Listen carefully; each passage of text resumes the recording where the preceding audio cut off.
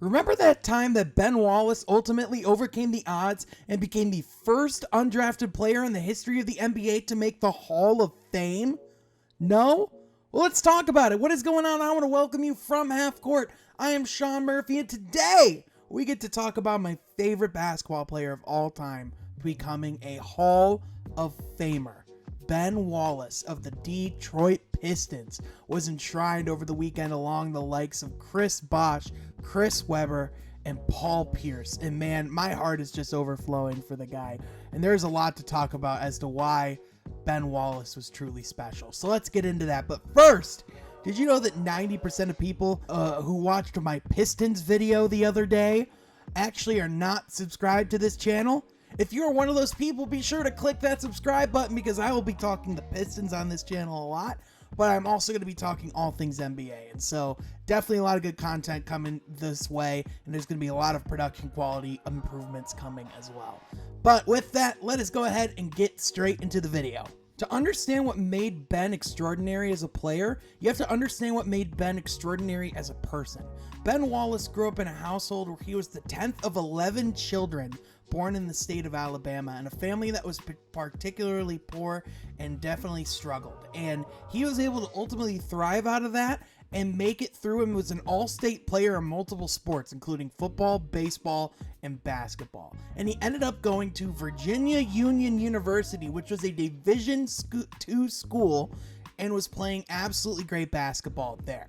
The problem is he goes to the next level, the NBA, but enters in as an undrafted free agent, which historically is really difficult to make it as an undrafted free agent, especially when Ben Wallace was ultimately not known for his offensive game, and that was just something that was never going to be his thing. That was never going to be known for Ben. And so he comes in, he plays on a Washington Bullets team and plays for the Wizards for a total of 3 years, but it was really when he was traded to Orlando that he really started to make a name for himself, especially on the defensive end. He establishes himself as a full-time starter in the Magic and is eventually traded to Detroit in what was considered a rather one-sided deal in the favor of the Magic, especially because in this deal, the Magic were receiving Pistons great Grant Hill. However, this trade proved to be rather great for the city of Detroit because not only did they improve as soon as Ben Wallace became part of this team, but it was clear that he was a core piece of the nucleus of what would eventually become a championship team for the city of Detroit.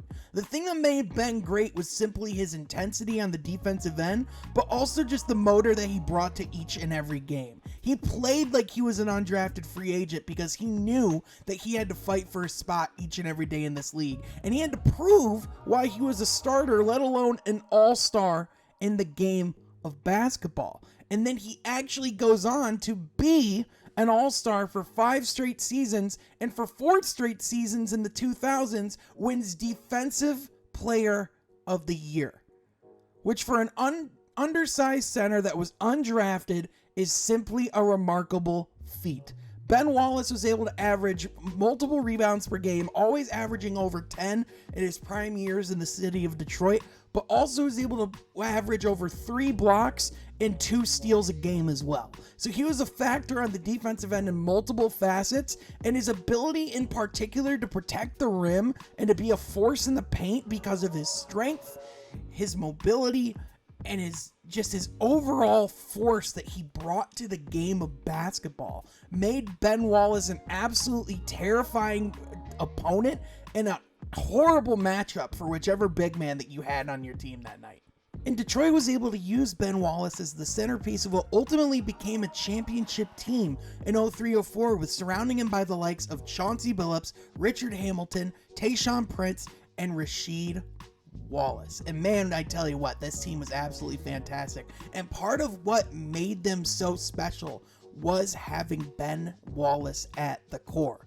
They were able to go to 5 straight Eastern Conference Finals together as a team, but they were also able to ultimately get it done and win an NBA championship in 2003 and 2004.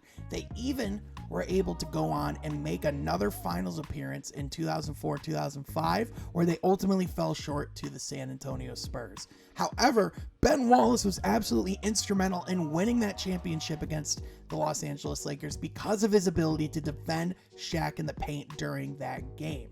Ben Wallace was able to just get it done by being a rim protector, averaging over 3 blocks a game throughout his peak of a defensive performance and a defensive player.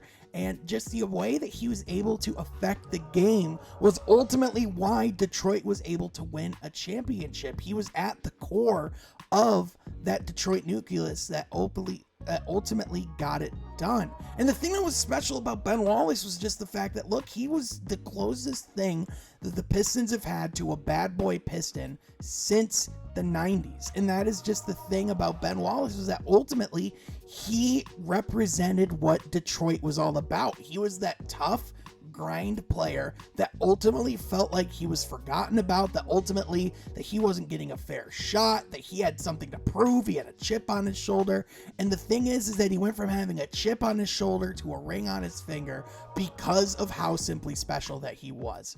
A lot of players will talk about how their toughest defensive opponent is Ben Wallace. And you can go online and you can see videos of Ben Wallace blocking the likes of Shaquille O'Neal, making him fall to the ground, for the likes of Yao Ming getting blocked by Ben Wallace. There are just feats that Ben Wallace has throughout his career that just make you go, how is this even possible? And that is the thing, is even if he wasn't bringing you fantastic statistics from the offensive end of the ball, he was able to ultimately more than make up for it for what he was doing on the defensive end. And that is part of what makes Ben Wallace special, is just that he was one of the greatest defensive players of all time, despite some of his physical shortcomings that he had as a player. Now, Ben Wallace did ultimately leave the city of Detroit in the 2006-2007 season, heading to the Chicago Bulls. And ultimately from this point on, Ben Wallace was really not quite the same player. He played well in Chicago, but ultimately the thing was he was just getting to a point in his career where he really wasn't as valuable when he wasn't on that Detroit team, because it really was about that fit that he had. In Chicago, they weren't really in a situation where they were looking to win much. And, you know, they ultimately, after 2 seasons, moved on from the All-Star Center and sent him to the city of Cleveland, where he was just also trying to help them with winning a championship. Cleveland was trying to assemble a championship team, and they were trying to surround LeBron with the likes of Shaquille O'Neal and Ben Wallace, who at this time were just both no longer in their prime. And so for the final 3 years of his career, Ben Wallace came back to Detroit, but neither of those teams are the same, as a lot of that nucleus that Ben Wallace played around was no longer there, and he was no longer the same player, because once he kind of lost his bounce and his overall athletic ability, he just wasn't able to affect the game in the same way. But that stretch of 6 years in the city of Detroit was more than enough to justify Ben Wallace making it into the Hall of Fame. Ultimately, what's going to define the legacy of Ben Wallace is everything that he had to overcome to become as great as he is. Because Ben Wallace really did have to overcome a lot. Being an undrafted player, the first undrafted player in the history of the NBA to be a Hall of Famer, growing up in difficult parts of the South, citing during his speech in the Hall of Fame, I saw a lot of things. I witnessed the plantation. I went to it. I worked on it. I experienced a lot of things that made growing up in the South priceless. 1 or 2 wrong turns where I'm from could put you on a path that's hard to reverse. We had to stick together to get through down south. And Ben Wallace even speaks about his legacy during his Hall of Fame speech, talking about the fact that he didn't feel like he was playing a level game or a level playing field. He felt like ultimately everything was kind of stacked against him, and there was a lot that he had to overcome. In fact, if you were to ask Ben Wallace what his legacy is, he closed his Hall of Fame speech saying, "I'll tell you my legacy. I wasn't welcome, I was too small, and I couldn't play the game they wanted me to play the game." Sounds like an uneven game to me. Put me on a level playing field, and I'll show you. And once Ben Wallace was put on a level playing field, he showed everybody in the NBA and ultimately is in the Hall of Fame because of it. What I think we could take away from Ben Wallace is that even though not every single player is a juggernaut on the offensive end, that doesn't mean you can't be a Hall of Fame player or a Hall of Fame talent. Ben Wallace even brought up in his press conference for the Hall of Fame that there are a lot of defensive players that are getting overlooked as far as going in the Hall, and quite frankly, I agree with him.